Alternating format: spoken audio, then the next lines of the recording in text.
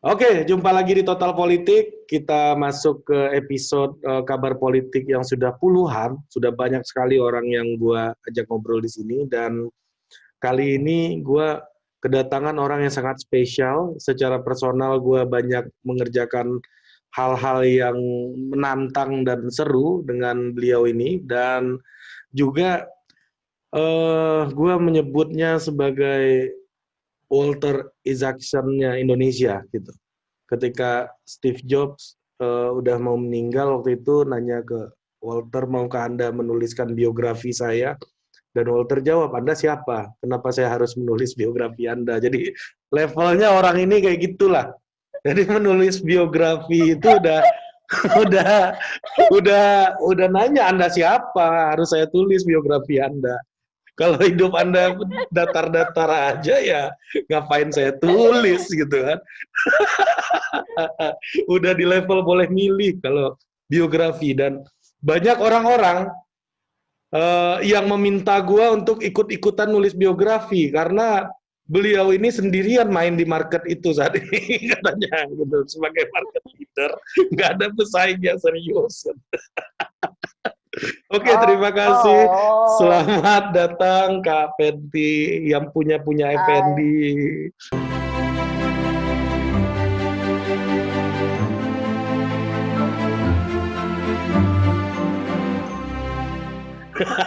Hai Ari. Oh, jadi itu sebenarnya. Gue dari kemarin tuh bingung. Ini Ari ini tiba-tiba ngajak ngobrol itu kira-kira motifnya, tujuannya apa? Karena Ari itu selalu punya udang di atas bakwan gitu.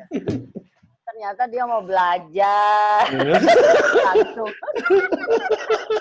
Tapi Tapi memang lu tuh punya bukan bakat ya, Ari. Tapi udah keterampilannya udah ada. Tinggal Ari mau milih apa aja. Pelajaran pertama nih. Jadi ya Kak Fenty Yes. ini kalau seorang tokoh di Jawa Tengah itu memanggilnya Mbak Fanti, masih ingat orang itu? Masih. Masih Gak usah ingat. disebutin ya inisialnya, gak usah. Itu unfinished business kayaknya buat Mbak Fanti. Jadi Buat dia juga. ya, Tapi buat kan ini kan beliau masih juga. panjang Ya ya, masih masih panjang, masih panjang. panjang. Kita Dan saling memantau lah dari jauh. di salah satu TV digital yang lagi hits juga Kak Fenty ini suka mengisi tamasya pikiran, ya. Itu menjelaskan banyak buku keren yang belum lu tahu, gitu ya. Banyak buku keren yang belum lu tahu. Nah ini tagline-nya menarik banget. Dan beliau ini biografer yang menurut gua cukup apa ya banyak menuliskan orang-orang yang kisah-kisah orang penting dan angle-nya selalu menarik, selalu lucu-lucu angle-nya. Dan gimana Kak, sekarang lagi mengerjakan biografi siapa ini? Akhir-akhir ini, ya, yang terakhir. Yang terakhir pastinya bukunya Pak Topo kan, Ya, Sutopo Nugroho, almarhum. Ini persis setahun nih masa-masa lagi begadang nyelesain buku. Untuk sementara belum ada biografi lagi, tapi lebih ada 1 atau 2 buku tentang inilah ya, tentang gempa Lombok sama tentang Aceh salah satu. Jadi bukan biografi, gitu. Tapi tapi catatan. Nah, udah catatan. Nah, gue membaca biografinya yang ditulis oleh Kak Fenty itu yang cukup menarik itu soal Pak Nurdin Abdullah Bantaeng. Ya, Bupati Bantaeng ya sekarang benar, Gubernur Sulawesi Selatan beliau. betul. Nah, Kak Fenty menulis pembukaannya, openingnya itu sangat membius tuh Kak waktu itu. Pak Nurdin Apa itu?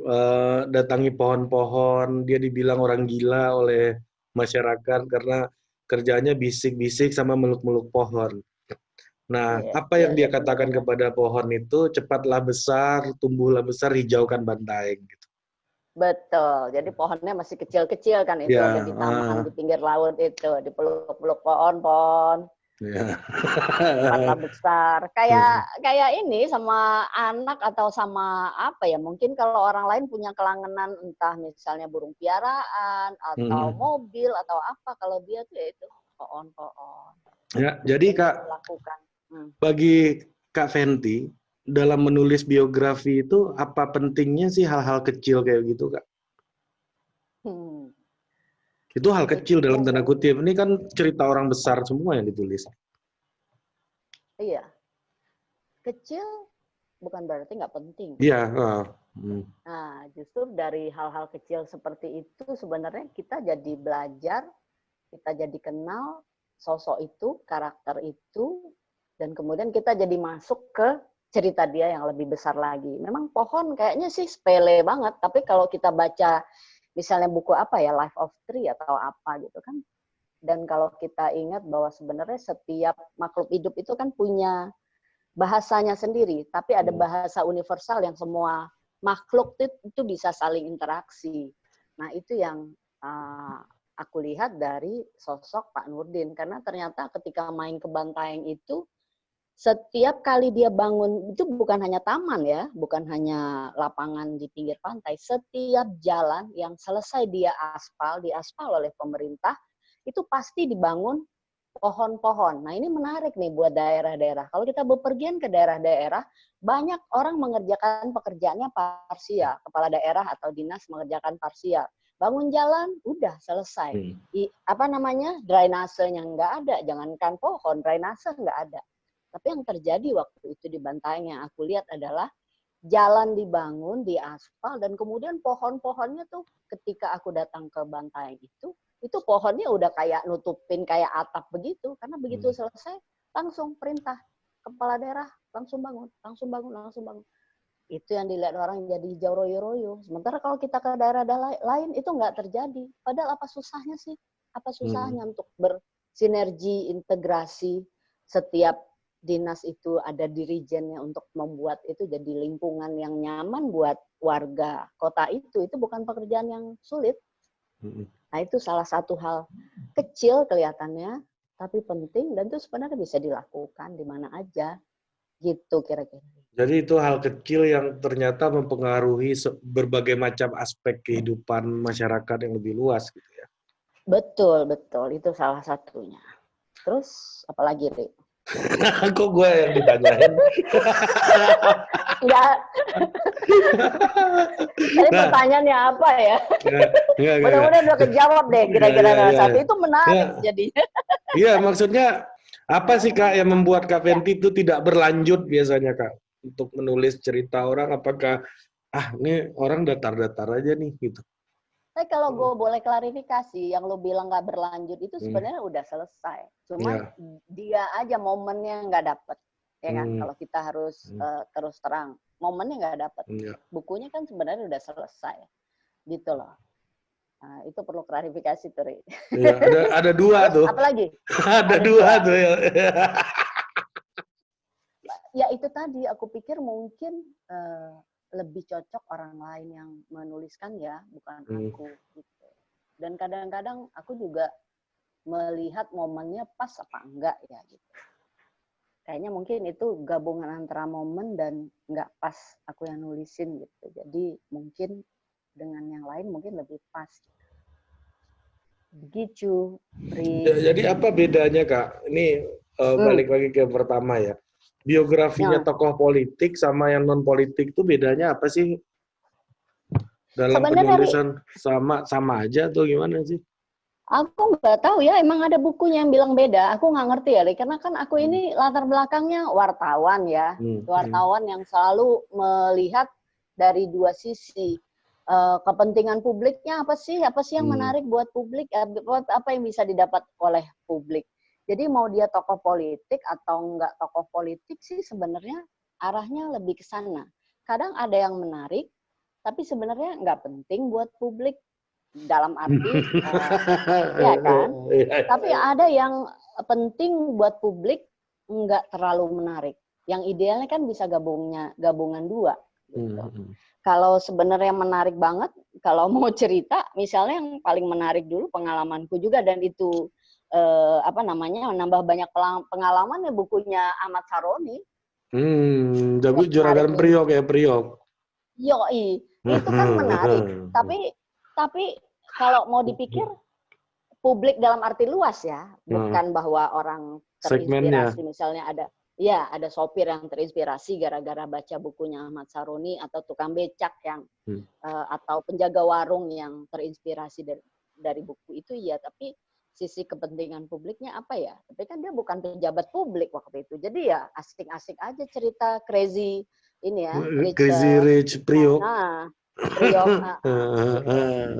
Tapi itu menarik, dan pada saat itu enggak, sepengetahuanku enggak banyak tokoh yang dituliskan dengan gaya seperti itu, gitu. Jadi ya bagian dari strategi juga kali, bukan bagian strategi, tapi maksudnya menulis itu perlu strategi juga, gitu.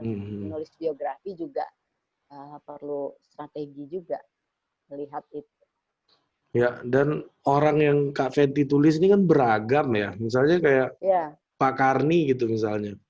Ya. Nah itu kan memang orang yang udah punya hubungan lama kan sama Kak Fenty, baru enak nulisnya gitu. Karena memang sosoknya sendiri kan memang, kalau zaman 10 tahun lalu itu sosok Bang Karni itu buat para wartawan kan sebenarnya dalam tanda petik, bukan tanda petik ya, nggak usah pakai tanda petik juga anak-anak bilang mengerikan.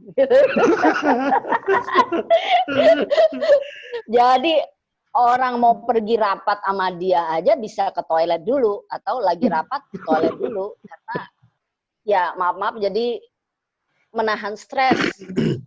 Bertemu seorang Karni Ilyas itu, aku menyaksikan sendiri. Kalau aku sih enggak ya, aku cuek-cuek aja. Karena menurutku Bang Karni itu sepanjang lo menguasai bahan, lo baca, lo kerja, enggak usah yang di luar ekspektasi, standar aja sebenarnya lo kerja. Lo nggak perlu takut berhadapan sama dia. Ditanya ini lo tahu, ditanya narasumber apa lo tahu. Lo nggak perlu takut. Tapi kalau lo ketemu sama dia dengan kepala kosong, lu nggak baca, lu nggak update, lu nggak nanya, lu nggak telepon orang segala macam, nah ya memang lu perlu takut, dan lu perlu masuk ke kamar mandi habis itu. Gitu sebenarnya. Jadi ya benar. Jadi gitu kalau waktu nulis sama Bang. Dan mungkin juga waktu itu sama Bang Karni, karena dia dengar cerita yang ke makam itu, Ri. Yang aku bikinin, aku riset untuk buku biografinya Barack Obama waktu itu. Yang aku ngejar, nyari-nyari makam kakek tirinya Obama. Ari pernah dengar cerita itu kah? Belum. Oh ya? Jadi ini baru dengar nih. Baru ya? Baru. Aku itu bikin bukunya biografinya Bang Karni itu, meskipun aku meskipun aku reporter dulu di forum, tapi aku waktu di forum tuh ya, dia Pimret, aku reporter tuh jauh banget kan jaraknya. Iya kan? Reporter, redaktur, redpel, Wapimret gitu kan. Siapa gue gitu kan? Nggak kenal. Aku cuman ingat sekali waktu itu, tengah malam mau deadline, aku mampir ke ruangan layout, nyerahin tulisan, dia ada, terus dia ngomong. Jadi, dia udah lupa ngomongnya apa, tapi ingat banget suaranya. Jadi kira-kira gitu kan. Waktu itu gue bilang, buset nih, Pimret tengah malam, sakit-sakitan, tapi masih nongkrongin cetakan juga. Ternyata beneran suaranya kayak gitu kan. Kita rehat dulu sejenak. Iya.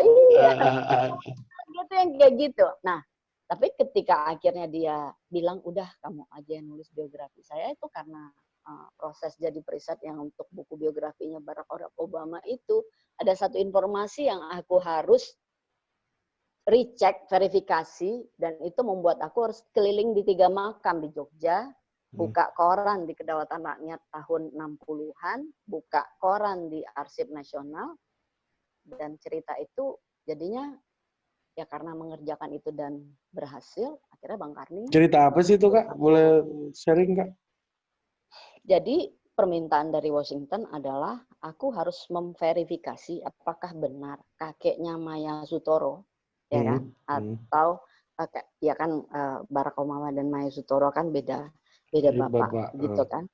Apakah meninggalnya karena ditembak Belanda di Jogja, atau meninggalnya setelah Belanda pergi? Dan apakah penyebabnya? Gimana lo cari tahu kayak gitu, Ri? Nggak ada satupun anaknya bilang bapaknya meninggal tahun berapa ya? 60-an berapa gitu ya. Tapi kan orang sana perlunya resmi, nggak cuma omongan. Mereka mau surat. Karena kayak begitulah kira-kira kurang lebih di Amerika. Iya, kita kan nggak searsip mereka kan.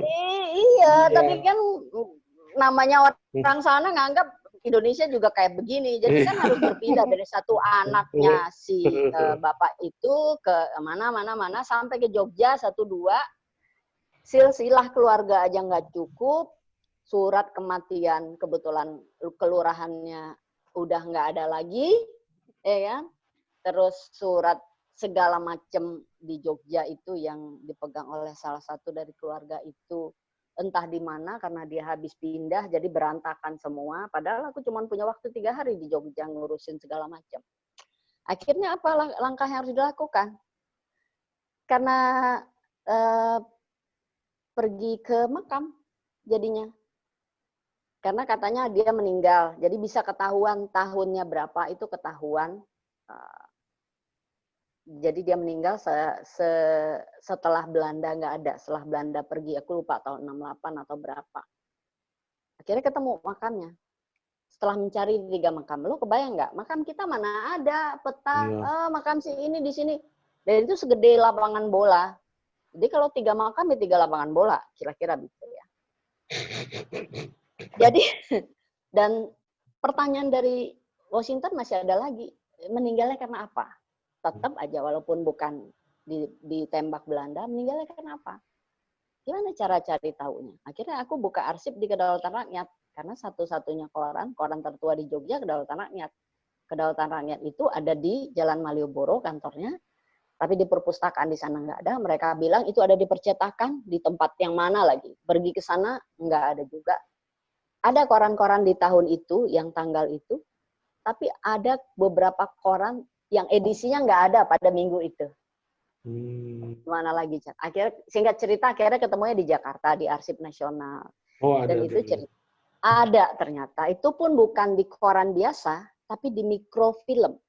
Jadi lu lihatnya di, kayak teropong gitu, diputer, nah jereng nggak mata lu tuh. Segitu lama. Akhirnya dapet gitu. Cepret, dikirim ke sana. Karena apa meninggalnya, Kak?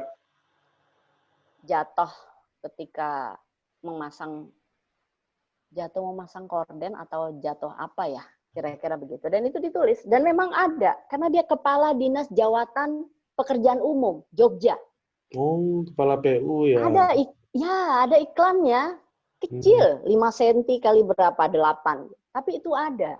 Dan itu ajaib menurutku. Tapi bahwa pergi riset tanpa tahu ini dapat apa nih, orang Amerika ini mintanya aneh-aneh aja, kira-kira begitu ya. Tapi kan harus dicariin karena itu namanya juga tugas. Nah itu cerita kemudian diketahui Bang Karni dan dia ketawa. Ya udah, kalau gitu kamu tuliskan buku saya ya. Dan dia ngasih kerjaan yang kurang lebih sama kayak gitu, Ri. Kita rehat dulu sejenak. Enggak, Ri. Lu nggak tahu cerita berikutnya. Gimana? Dia kan wartawan. Dia wartawan Suara Karya. Dia reporter mulai tahun 72. Kan dia pindah ke Jakarta, terus ini ya, jadi wartawan Suara Karya tahun 72. Iya. Jadi dia bilang, saya waktu itu dapat dapat sepeda motor gara-gara waktu jadi reporter nih. Nggak perlu ditiruin Kak, kali gayanya Kak. Nggak, Jono masih inget aja kalau Bang Karni ngomong begitu. Jadi dia dapat sepeda motor gara-gara beritanya menjadi headline berturut-turut di Suara Karya. Kata dia gitu. Abang jadi wartawan tahun berapa? 72. Gue cuma mikir ini visual menarik banget kalau dapat koran karena ceritanya tentang sidang melarikan anak di bawah umur. Jadi pengacaranya tahu nggak siapa? Asegaf. Kalau mungkin pernah ingat Asegaf yang pakai kumis yang jago nyanyi melo. Nah, yang di TVRI suka acara kuis. Yes. Betul. Ketua Anda. Nah, itu adalah aku cuman kebayang dari segi visual itu menarik banget kalau misalnya dapat, karena itu gara-gara berita yang dibuat Bang Karni itu, yang dia liput itu, Tempo sampai mengganti laporan utama mereka. Dan itu aku nyari juga tuh, kan kalau di majalah ada tuh surat dari redaksi, dan aku menemukan itu memang Tempo melaporkan bahwa mereka mengubah laporan utama mereka dari soal apa menjadi drama di Pengadilan Negeri Jakarta Pusat waktu itu. Seorang perempuan menelan silet karena pacarnya dihukum karena ngelarin dia. Aku lupa apakah pacarnya apa mereka kawin lari atau apa. Tapi intinya kayak gitu. Anyway, aku mencari koran itu karena berpikir, wah ini keren. Bisa masuk jadi visual di buku biografi Bang Karni. Tahun berapa tuh Bang? 72. Bulan apa Bang? Lupa, kayak pertengahan deh. Jadi nyarinya kan apa Juni, apa Juli, apa Agustus gitu kan. Nggak ada. Penasaran, Januari sampai Desember nggak ada. Kira-kira gitu, Ri. Nah itu ternyata untung waktu itu Surakarya belum 12 halaman ya, masih 4 apa 8. Tapi ada penambahan dari 4 halaman menjadi 8 halaman atau berapa, aku lupa. Jadi kebayang dari Januari sampai Desember. Dan tahu nggak, adanya tahun berapa? Adanya di tahun berikutnya.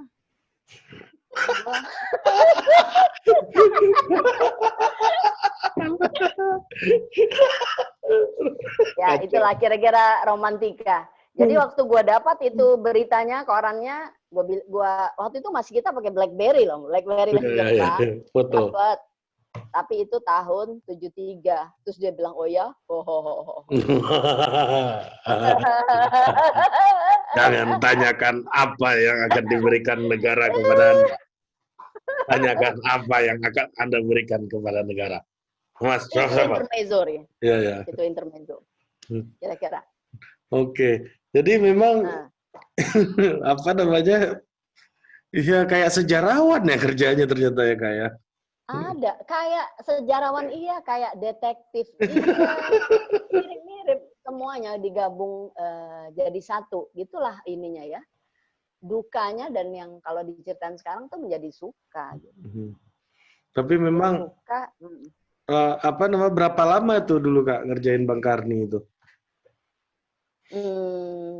Aku sampai cuti dari kantor 3 bulan di luar tanggungan untuk ngerjain itu. Karena kalau nggak akan kelar. Karena terganggu kan. Akhirnya ya selesai. Gitu, Ri. Ya itu intermezzo lah, Ri. Ini justru itu cerita utamanya, Kak. Pengalaman. Cerita utamanya ini ya. Jadi itu paling, ya dan itu nggak, aduh gila. Itu nyarinya di Arsip Nasional. Dan itu dibongkar satu persatu. Sampai sekarang masih ingat itu, Bang. Ketemu nih. Tahun 73, Bang ketemu Bang headline-nya, tapi tahun 73. Oh ya? Gitu, nggak ada tuh bilang, wah selamat ya waktu ini bukan gayanya Karni Ilyas. Beda sama gaya Washington. Washington begitu dilaporin kayak begitu, wah dia bilang, wah kamu berharga sekali, bla bla bla, dapat bonus, saya bisa pergi ke Amerika untuk launching buku itu. Kalau Bang Karni dapat bonus Bang Karni. Oh ya. Tapi gue paham dia kenapa. Karena Bang Karni sendiri orang yang ini jungkir balik lah. Ya, dia mencari berita itu jungkir balik. Jadi buat dia ya bisa dipahami, buat dia nggak ada yang nggak bisa gue tembus, nggak ada yang bisa nggak gue kerjakan. Misalnya dari zaman eksekusi apa nama dulu ada nama seorang penjahat lah dari kriminal namanya Hengki Tupanuail, sampai dia yang nyari penggerebekan Antasari ya atau Imam Samudra, aku lupa. Dia melakukan itu. Jadi buat dia nggak ada yang nggak bisa ditembus, nggak ada yang nggak bisa dicari. Jadi enaknya ya, ini sama biografer ini dia tahu apa, seorang biografer tuh biasanya tahu banyak nih. Jadi Bang Karni itu turning point-nya jadi influencer itu kapan sih? Menurut Kak Betty? Ya sejak gua di sana sih. Enggak, bercanda. Maksudnya gini, momennya adalah kan Bang Karni mengalami era, aku bilang mengalami era media cetak, media televisi, ya kan, yang kemudian ada era teknologi gitu kan. Dia melewati proses itu. Ketika katakanlah TV One menjadi TV berita dan talk show ILC itu kan tadi namanya Jakarta Lawyers Club kan, Ya, menjadi ILC itu ketika aku di TV One Oktober 2012 apa 2011. Oh, Kak Fenty salah satu yang ngurusin itu dulu ya, produser ya dulu ya. Aku dulu itu manajer prime time talk show di TV One. Jadi ILC itu kan di beltnya talk show prime time di TV One. Salah satunya. Tapi memang fokusnya lebih ngurusin itu karena dia 3 jam sampai 4 jam sendiri, beda dengan talk show lain yang cuman sejam gitu ya, itu bisa ditanganin oleh di-handle ada eksekutif produsernya sendiri gitu. Nah, balik ke soal influencer itu memang ada momentum ya menurutku ya. Setiap dalam hal apapun menurutku ada momentum. Waktu itu yang aku ingat adalah waktu di TV One itu ini loh, kasus salah satunya ya yang epic itu kasus Nazarudin. Demokrat. Yang ke Argentina itu gonjang-ganjing. Ya, yang gonjang-ganjing. Iwan Biliang waktu itu. Ya, menjelang pemilu 2014 ya? 14 ya, benar. Yes, benar. Itu kan membuat ya partainya sendiri kemudian jadi gonjang-ganjing, itu kan mempengaruhi babak belur segala macem gitu kan. Itu salah satu momen yang membuat makin melenting sih. Di samping memang Bang Karni karena kebiasaannya bergaul dengan segala macam kalangan. Nah, ini pelajaran yang aku lihat sendiri dengan mata kepala yang sampai tengah malam juga ketemuan sama orang, dan itu bukan sekedar ngobrol ditemani dengan makanan dan minuman, bukan sekedar ngobrol biasa gitu, tapi ada pertukaran informasi dan orang ya beragam identitas bisa ketemu sama dia tentunya gitu. Tentu bukan orang sembarangan juga. Jadi bagaimana dia mengumpulkan informasi itu dan menunggu saat yang tepat untuk bisa ketika itu meledak atau ketika itu menemukan momentumnya, ya Bang Karni bukan tinggal ya, maksudnya sudah siap untuk itu. Gitu. Jadi ada masalah momentum peristiwa-peristiwa besar juga, ada memang orang sudah mulai beralih ketika itu kan orang mulai main Twitter tuh kalau nggak salah, mulai rame ya kan, dan kemudian ya politiknya itu sendiri menurutku bersatu untuk menemukan momentumnya. ILC itu menemukan momentum. Dan Demokrat lagi gonjang-ganjing setelah ya, waktu itu kan partai penguasa maksudnya, pemenang kan, pemilu. 20%. Yang lagi tinggi. Iya. Terus kemudian kan partai berikutnya juga PKS juga diguncang oleh hal yang sama dengan kasus itu kan, impor sapi segala macam. Jadi itu kan masa-masa yang sangat kental dengan persoalan-persoalan politik, begitu mempengaruhi ya emosi orang, mempengaruhi persepsi, mau pemilu segala macam. Nah, itu menemukan momentumnya di situ. Ketokohannya Bang Karni muncul di situ ya, berarti ya. Iya, karena kan dia melewati proses itu. Jadi dia bukan dadakan karena ada isu 3 hari sebelumnya baru kemudian dia nyari-nyari bahan, enggak. Itu yang mungkin perlu dipelajari, dilihat juga mungkin. Kenapa sih sekarang kok kita nggak nambah-nambah ya orang kayak begitu, misalnya wajah-wajah baru begitu ya. Karena memang membutuhkan stamina yang luar biasa. Bayangkan patah tangan aja tergelincir waktu mencari Azhari, bukan Antasari, Azhari waktu itu yang yang lari waktu itu, Bang Karni masih ikut melakukan peliputan. Padahal dia bisa pulang karena dia pimpret, karena direktur pemberitaan, siapa yang berani merintah dia gitu. Tapi dia bertahan, kalau Ari ingat dulu melaporkan live sampai tangannya diikat ya, dan dia tutupin pakai jaket kulitnya, dan siaran live di TV menceritakan itu, baru habis itu ke Jakarta operasi.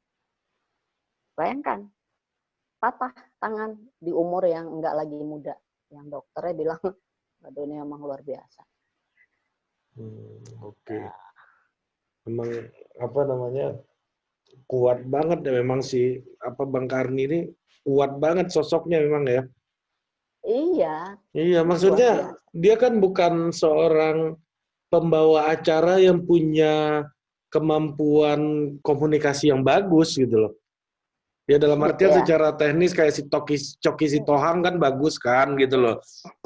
Kalau istilah anak-anak dulu, kalau istilahnya dulu apa? Enggak audioable. Iya. Audioable. Itu tuh iya. Tapi bukan, tapi justru orang-orang yang dulu itu, termasuk anak buahnya juga yang ngetawain, bukan ngejek, tapi ngetawain, oh Bang Karni, itu ya salut luar biasa, karena dia melakukan sendiri, dia turun tangan sendirilah untuk mengumpulkan bahan-bahan itu. Karena jadi kalau dia aja turun ya. Tangan, iya, kalau dia aja turun tangan, terus reporternya datang ke ruang rapat nggak bawa apa-apa, gondok nggak sih? Kebayang nggak sih? Jadi jangan jangan nyalain, bilang, wah nih Bapak ini bikin saya takut sampai pengen pindah dari program itu. Jadi kalau anak-anak itu ditaruh di program itu, pakai nego, jangan gua deh, gua nggak mau nih, jangan. Kadang-kadang orang kecebur juga. Ada yang kecebur kemudian jadi bisa berenang, bisa kuat, tapi juga ada yang kemudian mundur, pindah. Tenggelam. Lain. Tenggelam lah istilahnya gitu, Ri. Itu saking berpengaruhnya, jangan-jangan tuh fotonya Bang Karni itu di belakang tuh. Yang mana? Kirain mentor dan menginspirasi. Tapi ya itulah kemampuan dia, walaupun nggak bagus komunikasinya, tapi eksis terus, bertahan terus, kan artinya ada kekuatan yang kekuatan utamanya dari Bang Karni menurut Kak Fenty. Dia pernah bilang, tadinya aku nggak sependapat ya, belum bisa menerima itu. Tapi kemudian aku jadi tahu dia nggak pernah kelihatan atau tidak pernah juga menyodorkan dirinya jadi kelihatan pintarnya, enggak. Dia sebenarnya tahu, tapi dia lebih memilih untuk dengerin orang. Nah mungkin itu juga kali ya, nggak mau terlalu menonjol kelihatan pintarnya. Pintar dalam arti tahu informasi ya, Ri. Terus kedua, mau mendengarkan orang, mendengarkan benar, walaupun ya dia udah setinggi itu, ibaratnya udah di tangga yang keberapa, dia mendengarkan. Orang ngajak ketemu dan dia nggak membikin label, oh nih orang main di wilayah abu-abu, termasuk misalnya katakan apa ya, mungkin soal orang yang terlibat kasus segala macam, enggak. Dia mendengarkan itu, gitu. Jadi itu dia tampung, dan dia kan orang yang senang membaca, sangat senang membaca Bang Karni sebenarnya. Nggak diliatin aja, tapi dia baca. Dan dia punya teman lama yang maksudnya dia jaga hubungan dengan narasumber dan orang-orang dari berbagai bendera dan label itu. Jadi ketika tiba saatnya dia perlu atau dia lagi butuh nih untuk bicara satu topik, bisa jadi orang datang berombongan nyodorin diri, Bang, saya tahu ini Bang, saya begini, itu yang aku lihat di luar ini, di luar layar gitu ya. Ada satu sisi visionernya Bang Karni menurutku, Kak Fenty. Apa itu? Kalau zaman sekarang anak-anak milenial nih hobinya kan bikin postingan quotes gitu di Instagram kan. Nah, banyak kan quotes gitu. Nah, Bang Karni itu di acara talk show-nya tiap mau break ada quotes-nya itu kan. Thomas Roosevelt. Ya, itu kan disiapin, ada prepare, ada pemasoknya, ya, dan memang ya gitu. Tapi dia sendiri juga punya banyak kutipan tuh kalau di dalam buku, misalnya yang mungkin orang sekarang kalau ditulisin mungkin jadi kesannya nggak elok atau gimana ya. Tapi kalau misalnya dia bilang, dan dari dulu dia selalu bilang, kalau mau jadi apa namanya wartawan, kalau cuman jangan kayak, ya maaf, jangan kayak tai anyut. Mungkin peribahasa ini buat kita yang dari Sumatera atau dari Minang tuh biasa aja lah ngomong. Jangan kayak tai anyut gitu loh. Orang ngomong apa lu tampung aja, lu sodorin aja mic, lu rekam aja, lu tulis semaunya.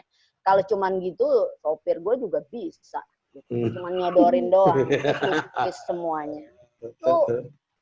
Lu sekolahnya dulu di mana sih? Nih kalau gaya dia marahin orang. Sekolahnya di mana sih? Ya, tamat nggak? Kenapa bang? Sini duitnya buat gua aja biar gua yang ngajarin lu. Gitu. Lu udah S1 tapi ininya nggak. Itu sebenarnya romantika yang aku nggak tahu apakah itu dialami oleh wartawan sekarang. Terjadi wartawan sekarang, dan menurutku enggak. Tapi menurutku ya, setidaknya aku lihat kayak gitu. Tapi nggak tahu juga Bang Karni sekarang gimana. Tapi itu dulu tuh menjadi romansa di redaksi gitu loh. Iya. Sini duitnya. Mana? Sini duitnya buat saya. Biar saya yang ngajarin kamu. Ya udah sekolahin gitu. Itu salah dua yang lucu tuh kayak begitu tuh. Menariknya Kak Fenty ini juga satu lagi itu menulis dua orang host talk show terbesar di Indonesia hari ini kan. Yang satu Najwa Shihab juga Kak Fenty yang nulis biografinya kan, cerita-ceritanya. Itu juga. Itu jadi yang dua ini menarik ya. Dan kalau kesamaannya ada tuh ya. Ya, gimana? Sama lulusan, ya kan? Ya. Fakultas Hukum UI. Iya, sama-sama kan? Ya, sama. Sama-sama nggak bisa nyetir mobil nih, dua-duanya.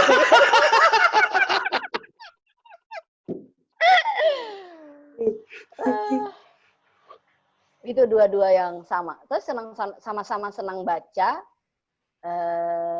Bedanya yang satu penggemar berat teh, yang satu penggemar berat kopi. Kopi, ya. Tahu dong. Iya, kan. Selalu tapi tuh. Kalau di ILC itu samping di Hotel Borobudur, di paling samping itu asap keluar tuh kan, doi kopi juga. Iya. Sama-sama lahir bulan September, ya kan. Tapi yang aku lihat dari dua-dua, kenapa mereka bisa jadi di tempat yang sekarang tuh, mereka mengejar perfeksionisnya mereka masing-masing dengan caranya masing-masing, menyiapkan diri mereka masing-masing dengan caranya masing-masing gitu loh. Sama-sama memantau berita, bahkan kalau tengah malam ada breaking news ya pasti grup BBM waktu itu rame dengan itu. Kalau Bang Karni ya, sama juga kayak Nana. Besok mau Mata Najwa on stage pun, kalau dia masih belum srek dengan pertanyaannya, ini kalau kita keluar kota misalnya, itu dia akan kejar terus sampai malam itu, apa sih yang mau dia tanyain besok. Aku ngalamin itu, menyaksikan sendiri, mau nanya Mas Susi Pujastuti kayak gimana, itu meskipun timnya sudah menyiapkan riset, tapi dia merasa masih ada yang kurang lengkap, dia mau nanyain apa ya. Ya udah, tengah malam jam 11, jam 12, ya dia riset sendiri, buka sendiri. Mau buka Twitter, mau buka segala macam, dia lakukan itu. Waktu dimanfaatkan benar-benar buat ya mempersiapkan diri untuk itu. Sama, ini dua-dua orang yang sama dengan caranya masing-masing, mereka mau siap benar-benar gitu, dan mereka mencari sendiri di samping punya tim yang kuat, tapi juga menyiapkan diri mereka masing-masing gitu. Selengkap-lengkapnya, semaksimalnya. Itu sih yang kulihat dari dua orang itu. Ya, kalau untuk karir kan tentunya Mbak Nana nggak sevariatif Bang Karni kan. Kan dia langsung jadi reporter, magang, terus itu di metro pindah narasi. Di satu tempat terus gitu ya.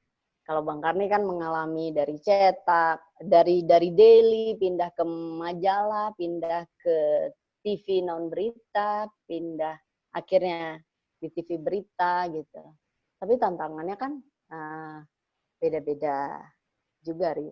Mengalami tarik-menarik juga dengan kepentingan-kepentingan. Namanya Nah, juga ini yang industri ya. mau saya tanyain juga. Bagaimana sih Loh, kok harus ditanyain? Kan akhir ini di luar konteks nih.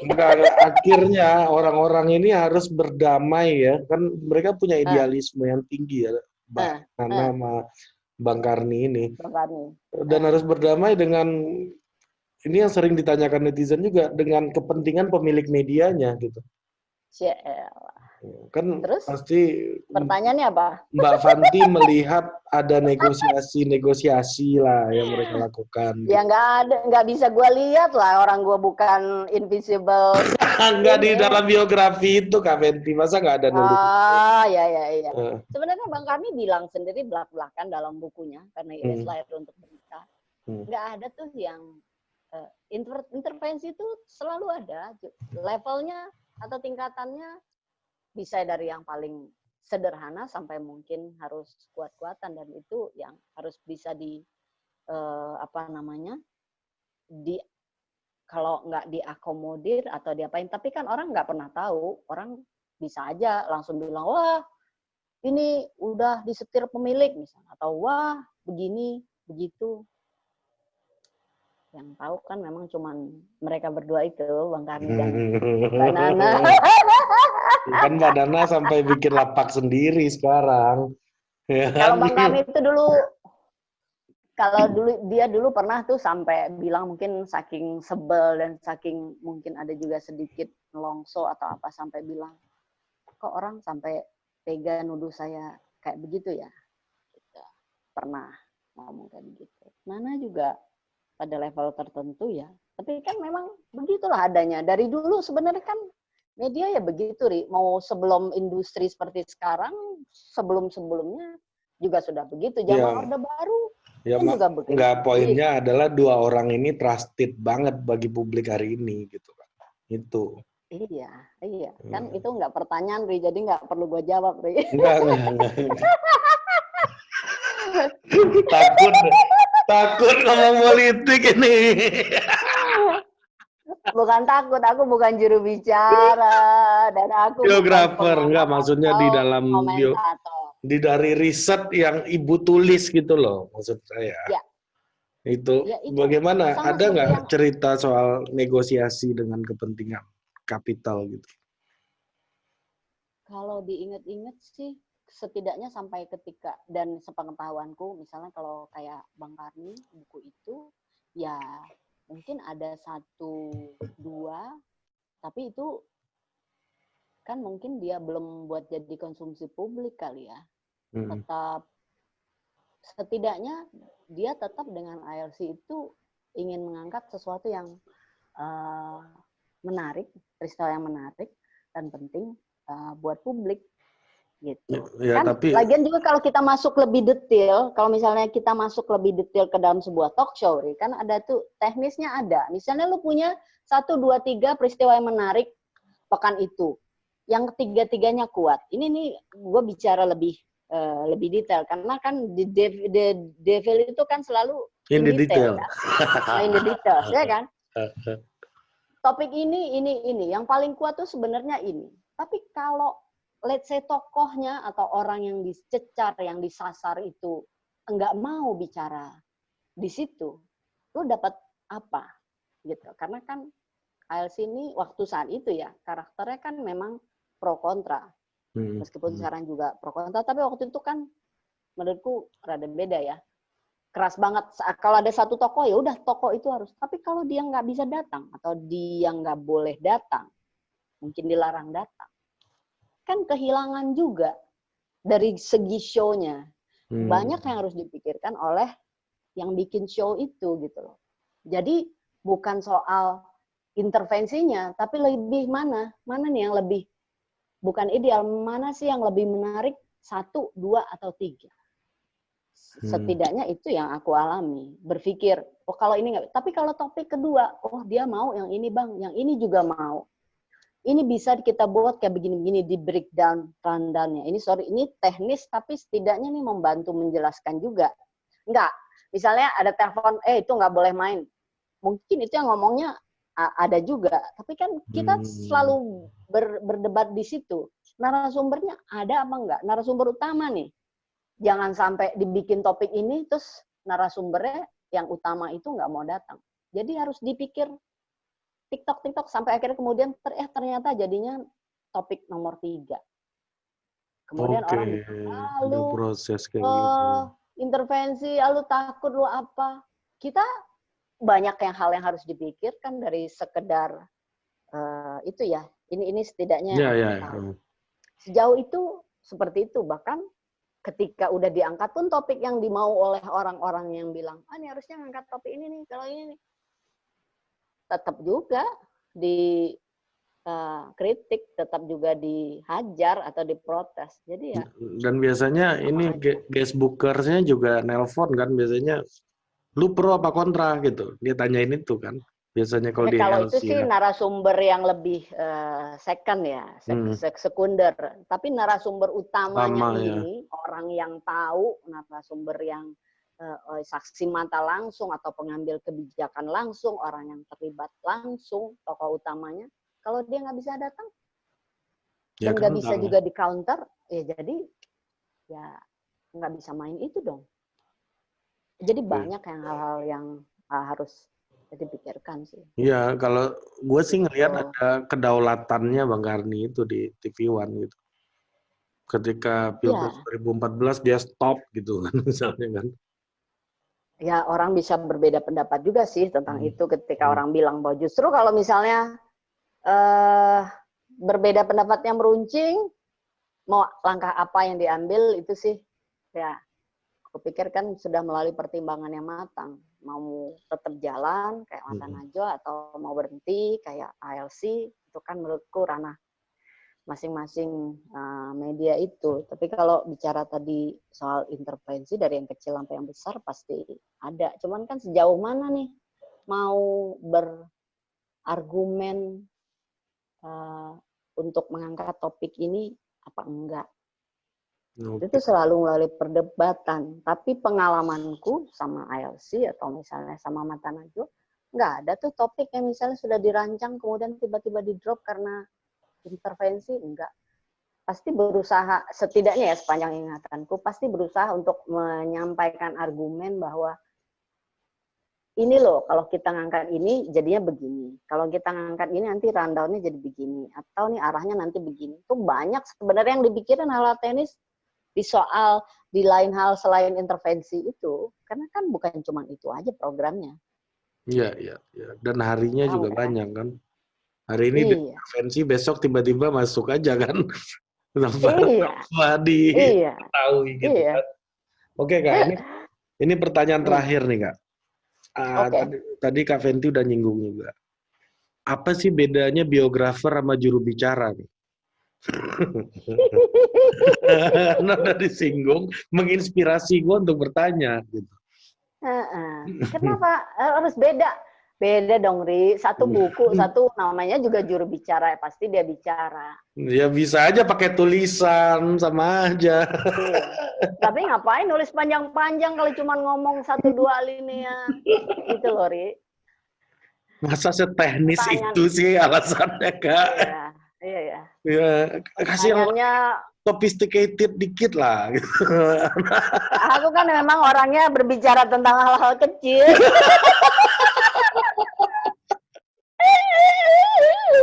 Ya hal-hal besar gitu loh. Dan sebenarnya balik aja ke orang kalau mau baca bukunya dan merasa itu aku kayak jadi juru bicara, ya bagaimana? Tapi pengalaman ini aku nggak tahu ya, karena kan itu bisa penilaian orang. Pengalamanku ternyata begitu banyak yang kita nggak tahu, pengalaman yang sangat menarik, yang bisa jadi pelajaran dan pembelajaran, yang bisa membuat kita jadi lebih baik, bahwa itu kemudian diceritakan, dan kemudian bahwa itu nggak dilakukan, itu kan dua hal yang berbeda. Ngerti nggak nih maksudnya gitu.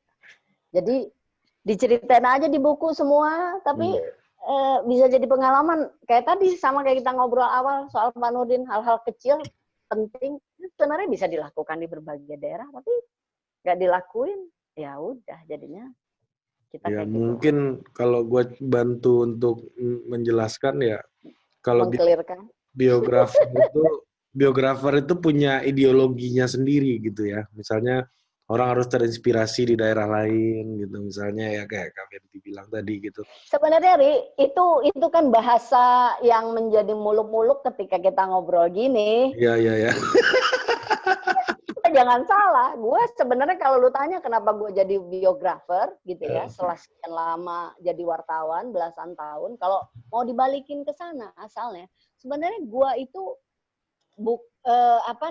cuman pengen nyari sesuatu. Jadi gue tuh sebenarnya udah mau berhenti jadi wartawan tahun 2010 itu 2011. Kemudian ya itu tadi ditawarin bikin bantu riset buku biografi Obama dan kemudian dapat banyak pengalaman. Kemudian mutusin jadi pengen keluar jadi wartawan dan memang sudah berhenti tapi kemudian ditawarin bantuin riset buku biografi Obama dan di sana terus baru kerasa kayaknya asik juga. Gue berhenti jadi wartawan tuh sebenarnya pengen nyari sesuatu yang buat diri gue, ngerti nggak, Ri? Udah sekian lama jadi wartawan, pengen nyari kedalaman, pengen nyari sesuatu yang memuaskan gue. Alasan personalnya sebenarnya itu nggak ada alasan sama urusan wah nanti kalau bikin buku ini gue pengen orang baca, wah ini tentang tokoh, enggak. Lebih ke sini dan itu hanya bisa dilakukan kalau gue ketemu dengan orang yang punya dari orang tangan pertama, punya cerita pertama. Gue kepo pengen tahu sebenarnya gimana sih Pak, Bang, Mas, ini gimana sih? Gue pengen tahu buat diri gue.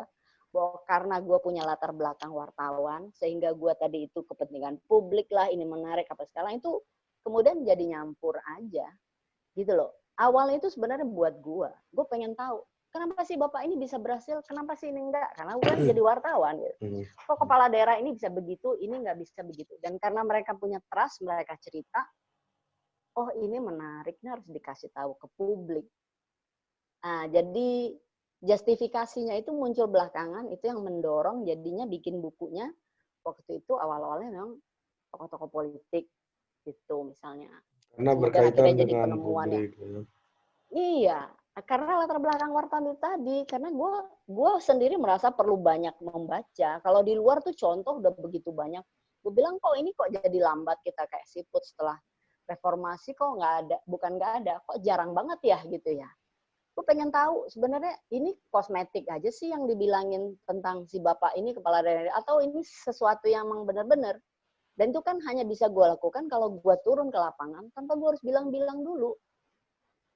Jadi kayak gitu awalnya, Ri. Pada akhirnya tuh jadi nyambung aja, kemudian ya jadi bisa jadinya ada buku tentang ini, itu, segala macem. Gitu, Ri. Berarti rasa penasaran itu sangat besar kepada Ibu Mega ya? Nih ya, buku Bu Mega ini ya, kalau boleh disinggung sedikit, itu karena gue terinspirasi dari buku Barack Obama yang ditulis David Maranis yang gue jadi penulisnya itu. Gue pikir David itu, Pak David itu, menulis itu nanti kemudian wawancara sama Obama tangtung. Gitu. Ternyata dia hanya punya satu kesempatan wawancara terakhir sebelum draftnya selesai. Jadi yang dia lakukan adalah dia pergi ke Kenya, dia pergi ke Nairobi, dia kan juga pergi ke sini juga ke Jakarta. Gue ajak ke Menteng itu, gue ajak ke Menteng dalam belusukan segala macam, gue ajak juga ke Jogja, sampai gue ajak masuk ke Malioboro dan gue waktu dia bilang dia mau beli daster buat cucunya, gue masukin dia ke Jogja Department Store waktu itu, dan dia kaget dan mau copot jantung karena wah gue nggak bisa di belanja tempat ini, lu aja deh yang pesen lihat barang-barang di sini karena kan rame kan. Kaget. Belum Anyway, corona padahal waktu itu ya.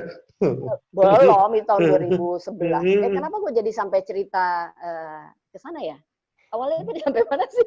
Bu Mega tadi Oh pertanyaannya. ya. Jadi gue kemudian dikabarin saya dapat jatah wawancara nih bulan apa ya kalau nggak salah September atau apa 2011 atau berapa. Jadi dia ngumpulin dulu semua bahan, jadi dia hanya mengonfirmasi atau menggali hal-hal yang dianggap mungkin nggak jelas atau lebih personal atau apa. Nah, ya gue ngerjain pengennya ngerjain buku Bu Mega itu ya bukan karena disuruh atau apa, atau ditawarin atau diajakin gitu, enggak. Ya namanya bikin target sendiri ya gue pengen ngumpulin itu semua, dan kalau memang dia mau ya di akhirnya wawancara gitu. Jadi itu yang dilakukan deh. Konfirmasi aja, dan ya itulah makanya jadi, tapi begitu wawancara belum sampai 10 orang aja gue udah gila, ini bahannya banyak banget kayak begini, pusing kepala baby. Jadi berhenti di titik-titik tertentu, dan itu baru 10, belum 10 orang aja udah sebanyak itu bahannya, padahal itu baru katakanlah menyangkut satu scene aja dalam satu chapter dalam perjalanan hidupnya, atau satu chapter dalam perjalanan politik Indonesia, misalnya kayak begitu. Itu aja udah bikin gua kelelahan, Ri. Transkripnya aja kelelahan, apalagi kalau jadi, ya kan kita ini juga nggak tahu. Memang Ibu Fenty ini adalah the next Cindy Adams. Cindy Adams kan menulis soal bapaknya. Nah, Fenty soal anaknya. Asik aja gitu loh, seru soalnya bayangkan Bu Mega tuh nggak punya biografi. Oke, dia pernah bikin buku dia, tapi itu menurutku hanya sebagian kecil ya. Begitu banyak sih.